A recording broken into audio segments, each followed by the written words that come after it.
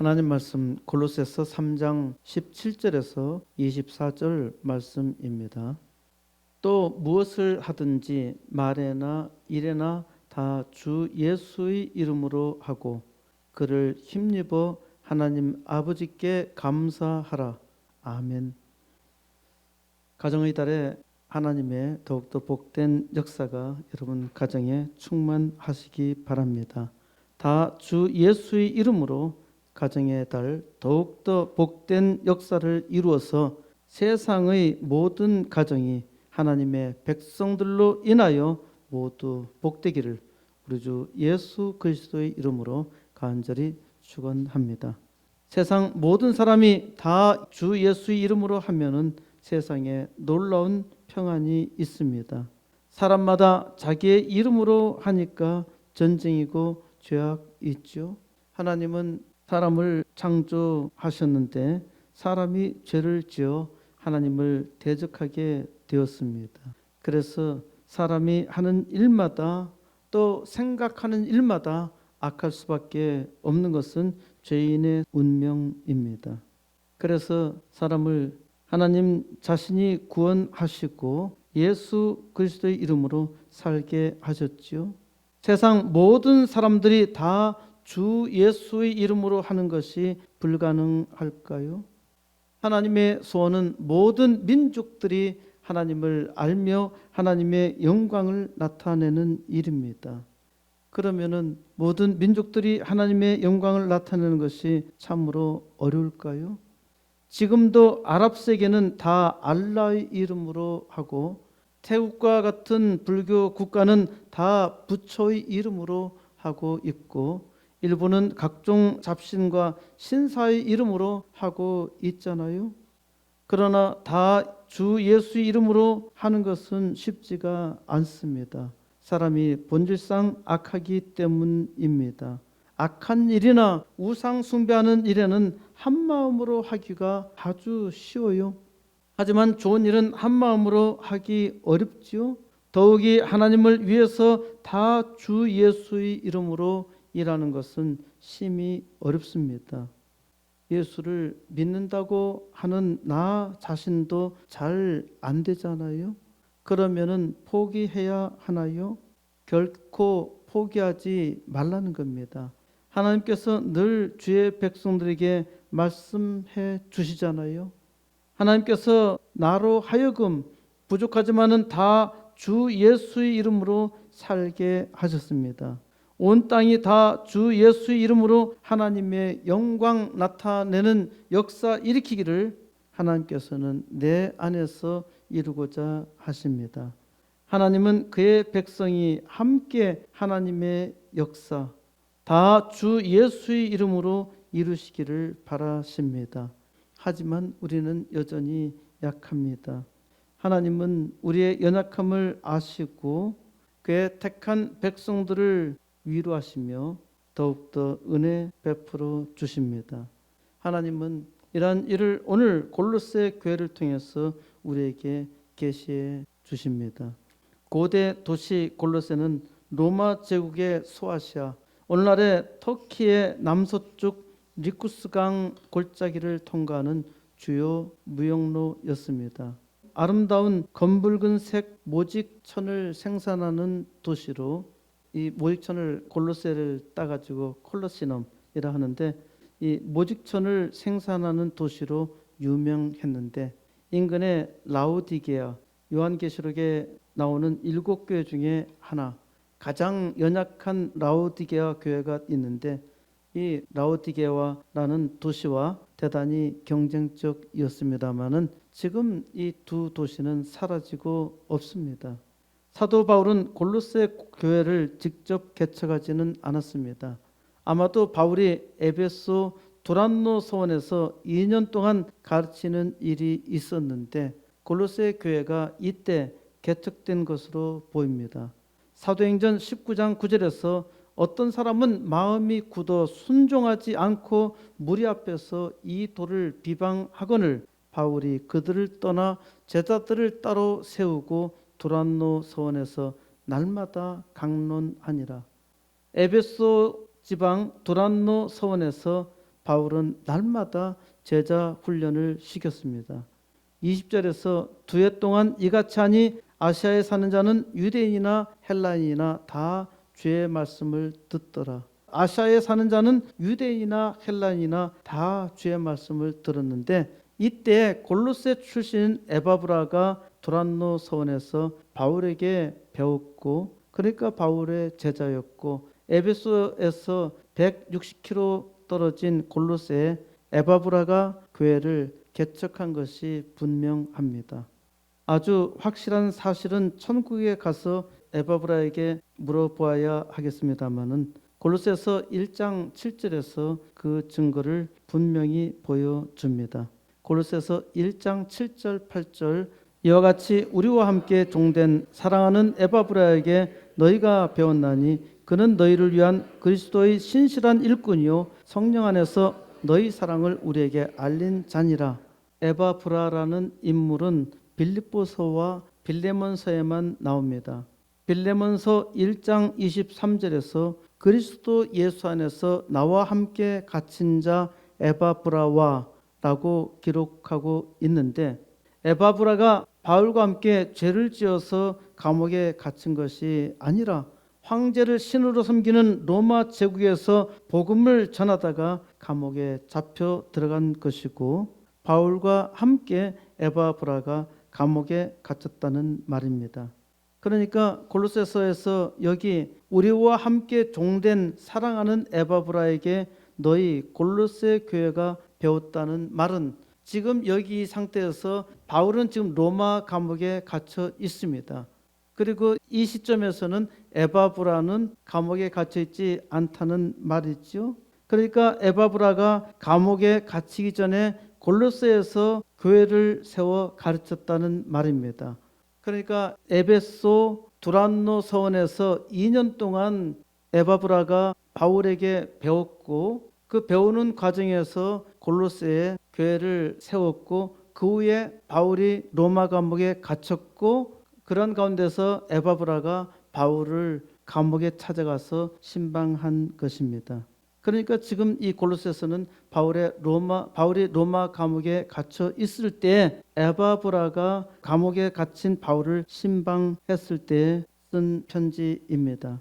바울은 성령 안에서 너희 사랑을 우리에게 알린 자라고 에바브라를 말하고 있는데, 에바브라가 골로새 교회를 지도하면서 일어난 문제를 바울에게 소상하게 알렸고, 그래서 바울이 골로새 교회에 이 편지를 쓰게 된 것이죠. 바울은 에바브라를 우리와 함께 종된 사랑하는 에바브라라고 하며 너희를 위한 그리스도의 신실한 일꾼이라고 하는 말에서 에바브라가 얼마나 충성되며 사랑스러운 종이었는지 실감할 수 있지요. 바울이 골로새 교인들을 가르치는 일도 없었을 뿐만 아니라 골로새 교인들을 만난 일도 없는데, 골로새 교회에 바울이 에바브라를 칭찬하고 있다는 것, 그리고 아주 강하게 골로새 교회를 권면하고 있다는 것은 인간적인 관점에서 볼 때에도 에바브라가 골로새 교회를 그만큼 잘 가르쳤다는 말이죠. 그리고 에바브라는 바울에게 아주 정직하게 말했다는 것입니다. 골로새 교인들이 바울이 전한 편지에서 이 편지를 하나님의 말씀으로 받고 순복할 수 있었던 것은 에바브라로 말미암아 골로새 교회가 많이 성장했음을 보여주고 있습니다. 골로새서 2장 1절 내가 너희와 라오디게아 교회에 있는 자들과 무릇 내 육신의 얼굴을 보지 못한 자들을 위하여 얼마나 힘쓰는지를 너희가 알기를 원하노니. 이 표현에서 바울은 골로새 교회를 개척하지 않았다는 것을 볼 수 있고, 그 교인들을 알지 못하지만은 또한 골로새 교회 인근에 있는 라오디게아 교회도 바울은 자기의 육신적인 눈으로 보지 못하였지만은 이들 교회를 위해서 사모하며 기도했습니다. 2절 이는 그들로 마음의 위안을 받고 사랑 안에서 연합하여 확실한 이해의 모든 풍성함과 하나님의 비밀인 그리스도를 깨닫게 하려 함이니. 바울이 바라는 것은 하나님의 비밀인 그리스도를 깨닫게 하는 것이었습니다. 그리스도가 비밀이었습니까? 비밀이 아니죠. 그런데 하나님께서 그리스도를 통해서 계시해 주어도 깨닫지 못하니까 사람들에게 감추어진 것입니다. 지금도 그리스도를 알지 못하는 사람에게 그리스도는 비밀이죠. 그리스도 안에 있는 놀라운 비밀은 만물의 이치를 확실하게 터득하는 것입니다. 그리스도를 깨닫는 자는 하나님의 놀라운 위로를 받고 사랑 안에서 하나로 연합한다는 것이죠. 하나님의 위로를 받고 그 사랑에 충만한 사람은 그리스도를 통달한 사람입니다. 그리스도를 깨닫는 것이 바울의 사역의 전부이며 이것이 굉장한 일이죠. 그리스도의 비밀을 알리는 것이 바울의 일입니다. 그리스도께서 많은 은혜를 주셔도 사람들이 이를 깨닫지 못하니까 위로를 받지 못하는 것이고, 은혜를 주셔도 그 사랑을 나타내지 못하는 것입니다. 더욱더 놀라운 비밀이 있습니다. 3절, 그 안에는 지혜와 지식의 모든 보화가 감춰져 있느니라. 그리스도 안에는 지혜와 지식의 모든 보화가 감춰져 있습니다. 이건 굉장한 비밀이지요. 비밀은 감춰져 있기 때문에 비밀인데 감추고자 해서 감춰져 있는 것이 아니란 말입니다. 밝히 드러내도 어둠에 있기 때문에 보지 못합니다. 어둠에 빛을 비추어도 잘 깨닫지 못해요. 그러니까 이 비밀은 비밀이 아니라 신비입니다. 하나님의 신비가 그리스도입니다. 그리스도 안에 모든 지혜와 모든 지식의 모든 보화가 있습니다. 요즘 젊은 청년들은 인터넷에서 비트코인을 채굴한다고 야단이죠. 비트코인은 로또보다도 확실한 금광입니다. 예전에는 사람들이 금광을 찾아다녔죠. 지금 부동산에서 금광을 찾는 사람은 50세대이고 아파트에서 금광을 찾는 사람은 40세대고 인터넷에서 비트코인을 채굴하는 사람은 밀레니얼 세대입니다. 밀레니얼 세대는 X세대를 뒤잇는 Y세대를 말하는데 스트라우스와 하우가 쓴 책 세대들 미국 미래의 역사에서 1982년생부터 2000년대 초반까지라 정의하고 있습니다. 비트코인은 10년 전에 1,000원이었는데 근래 6,500만 원까지 찍었다가 5,600만 원으로 떨어졌습니다. 1,000원짜리가 5,600만 원짜리가 올라갔으니까요. 이거는 금 캐는 것보다 더 굉장한 일이죠. 어떤 엄마가 어떤 주식을 사서 이익을 보았는데 딸이 왜 그 주식을 샀느냐고 물었답니다. 엄마는 루시엘이라는 이름 때문이었다고 하는데요. 루시엘은 사탄의 괴수인 루시퍼와 이름이 비슷해서 샀다고 합니다. 왜 그 이름으로 사느냐고 물었더니 현이가 하는 말이 사탄은 세상 만물을 준다고 약속했잖아요. 예수님은 하나님의 말씀으로 살라고 하는데 세상에 돈이 되는 것은 악마적이죠. 비트코인은 주식과 같은 투자가 아니라 투기여서 각 나라마다 이걸 실물로 인정해야 할지 고민하고 있습니다. 불법으로 규정한 나라도 있으나 실체는 없지만은 현실적으로 거래가 이루어지고 있기 때문에 실물로 인정하려는 움직임이 큽니다. 우리나라 검찰이 비트코인 2억 7천만 원을 압수해서 3년간 보관하다가 최근 사설 거래소를 통해서 122억 원에 팔아서 국고에 귀속시켜서 사람들을 깜짝 놀라게 했습니다. 2억 7천만 원이 3년 만에 60배를 뛴 거예요. 이는 지난달 3월 25일 가상화폐를 자산으로 인정하는 특정 금융 거래 정보의 보고 및 이용 등에 관한 법률, 일명 특정금융정보법 개정안이 시행된 것에 따라서 이루어졌는데 우리나라에서는 이 법이 시행되기 전에 불법이라고 하면서 중소기업부와 공공기관에서 구입하여 논란이 상당히 있었습니다. 투기라고 하면서 투기하고 있고 또 투기를 조장하고 있는데 이게 엄청난 폭탄으로 엄청난 사회 혼란을 야기할 수도 있습니다. 좌우간 젊은 청년들은 비트코인을 모든 보화라 생각한다는 것이죠. 이렇게 미친 세상에서 그리스도 안에 지혜와 지식의 모든 보화가 있다는 것을 증거하는 것은 매우 어리석은 일이죠. 그러니까 사람의 지혜로는 할 수가 없어요. 하나님께서 은혜 주셔야 사람이 깨달을 수 있고 사람이 감동을 받을 때 하나님의 놀라운 일을 할 수 있는 겁니다.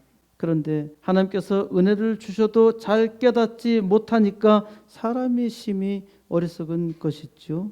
4절 내가 이것을 말하면 아무도 교묘한 말로 너희를 속이지 못하게 하려 함이니 내가 어리석으나마 이것을 말하는 것은 그리스도만이 진리이며 그 안에 지혜와 지식의 모든 보화가 있다는 것을 알기 때문입니다. 아무리 말해도 사람들은 이상한 것에 잘 속습니다. 하나님께서 은혜를 풍성하게 주셨는데도 불구하고 사람들은 어리석어서 잘 속아요. 바울은 아무도 교묘한 말로 너희를 속이지 못하게 하려고 골로새 교인들에게 말한다고 하는데 골로새 교인들이 잘 훈련되기는 하였지만은 여전히 잘 속고 있다는 것입니다. 2000년 전에 골로새 교회 성도들이 교묘한 말에 쉽게 속았던 것과 같이 오늘날 기독교인들도 잘 속고 있습니다.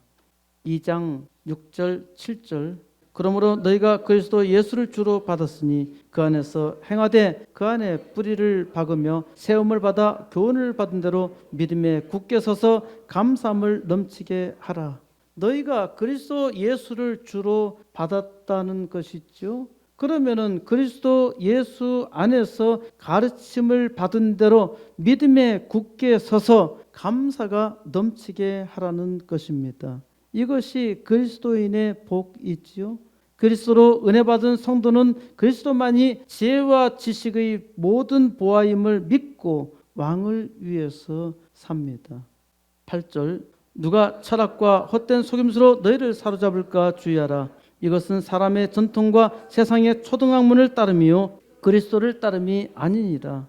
바울은 누가 철학과 헛된 속임수로 너희를 사로잡을까 주의하라고 하였는데 골로새 성도들이 믿음으로 잘 행하고 있었지만은 일부 사람들은 세상 지식에 현혹되어 있었다는 말입니다.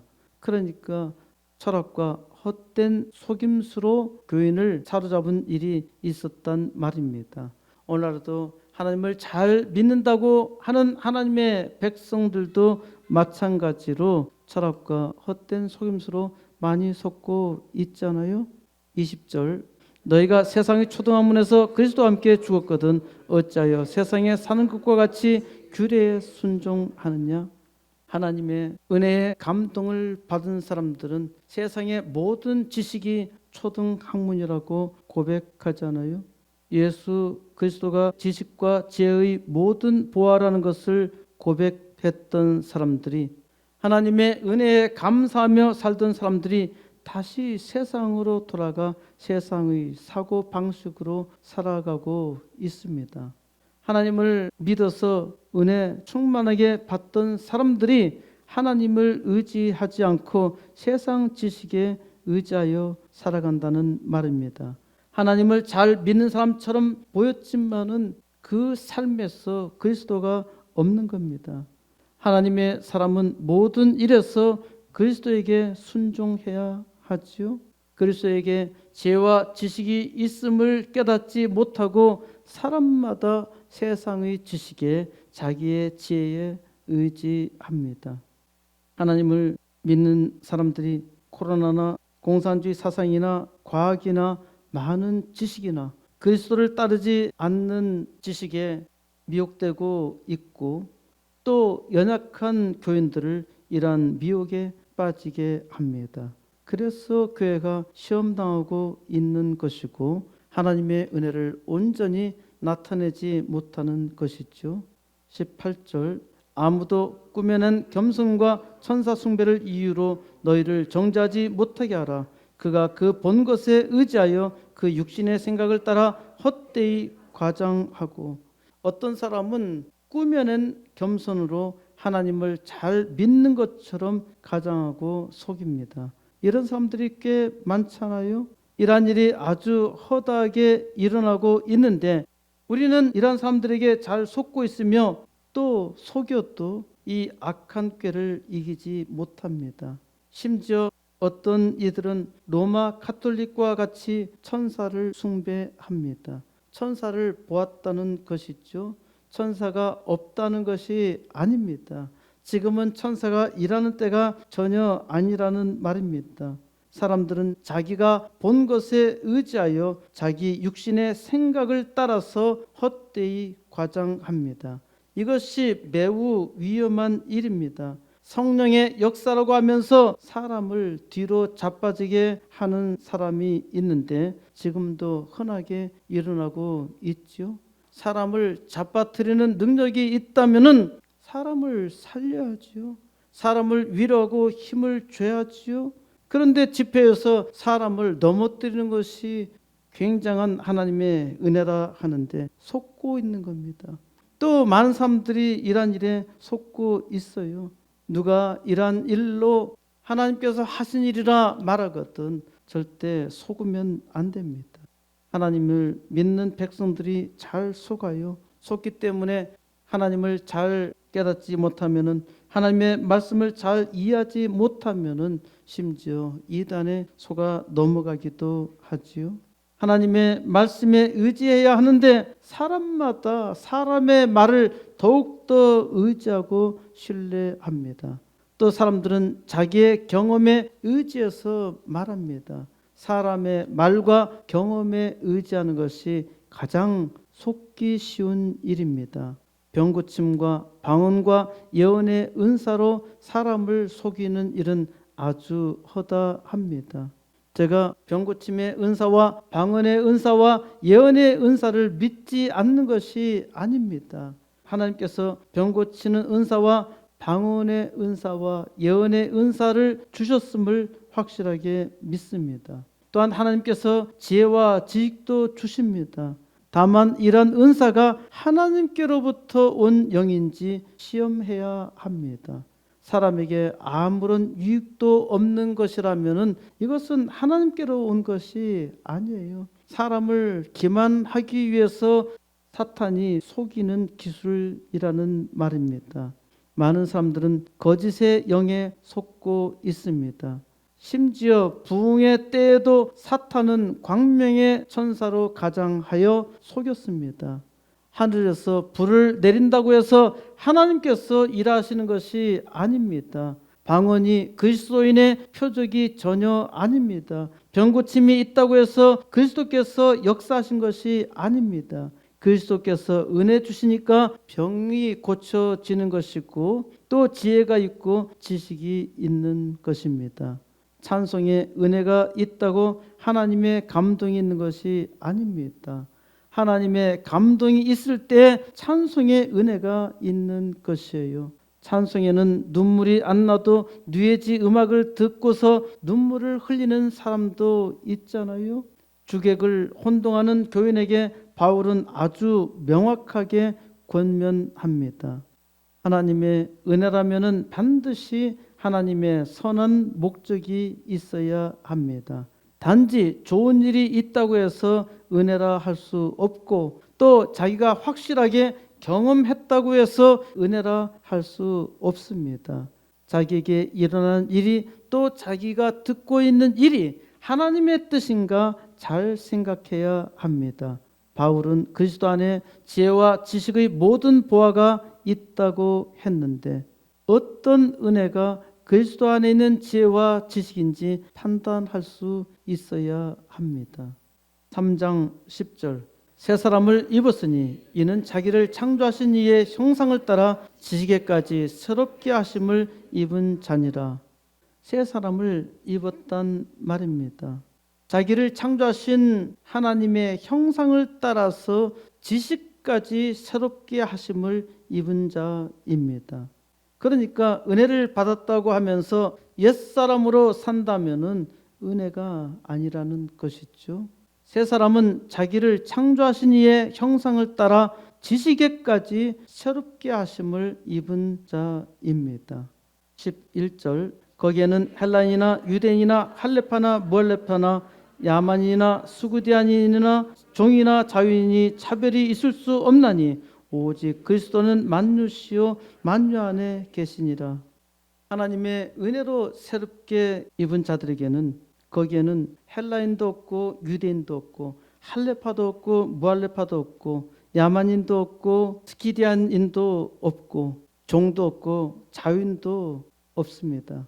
모두 다 그리스도 안에서 하나라는 말이죠. 그러면서 뒤따라 하는 말이 오직 그리스도는 만유시라는 겁니다. 만유라는 것은 모든 것, 오직 그리스도만이 모든 것이라는 것이지요. 모든 것 안에, 만유 안에 그리스도가 계시는 삶을 삽니다.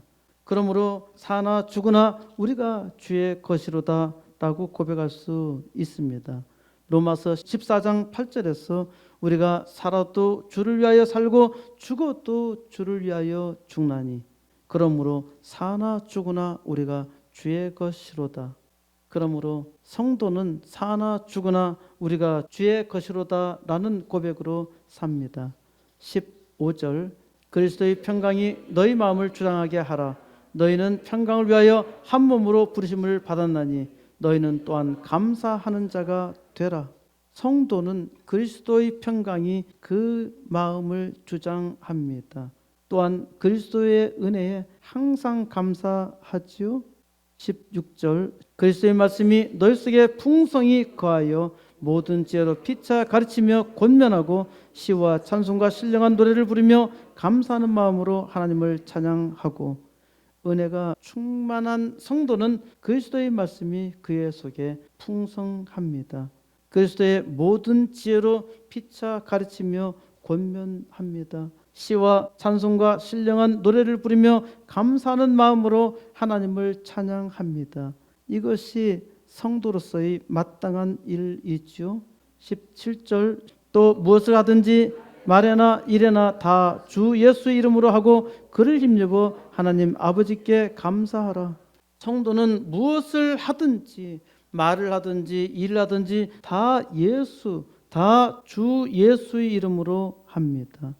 이게 아주 신기한 일이지요. 자기가 많은 수고를 해놓고 예수께서 하신 일이라 말합니다. 믿지 않는 사람들은 도무지 이해하기 힘들지요. 내 인생 주님께서 나를 축복해 주셔서 이렇게 되었다고 말하면은 기독교인이기 때문에 형식적인 외교적 언어로 허투루 하는 말로 생각합니다. 하지만 진실한 그리스도인은 모든 것은 하나님의 은혜라고 말하며 또 사람들 앞에서 고백하며 하나님께 감사합니다. 18절 아내들아 남편에게 복종하라. 이는 주 안에서 마땅하니라. 지금까지 쭉 이어온 분위기와 다르게 갑자기 아내들아 남편에게 복종하라. 이는 주 안에서 마땅하니라고 합니다. 바울이 왜 갑자기 이 말을 했을까요? 하나님의 백성들에게 실제적인 삶이 중요합니다. 사회적 관계에서 가장 어렵고도 쉬운 삶이 부부 관계입니다. 무슨 일을 하든지 말에나 일에나 다 주 예수의 이름으로 말하는 것은 아주 쉬울 수 있습니다.